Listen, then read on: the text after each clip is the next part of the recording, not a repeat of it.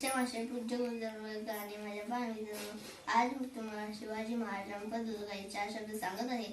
ते तुम्ही शास्त्राचे शिवाजी वागतो आणि माझ्या छोट्याशा वाचनाला सुरुवात करतो. अवघ्या जगाला हे वाटेल असा महाराजांचा कैवारी. छत्रपती शिवाजी महाराजांचा जन्म 19 फेब्रुवारी 1630 रोजी शिवनेरी किल्ल्यावर जिजाऊंच्या पोटी झाला. शिवराय लहानपणापासूनच खोडकर होते. जिजाऊ त्यांना रामाच्या कृष्णाच्या गोष्टी सांगत असे.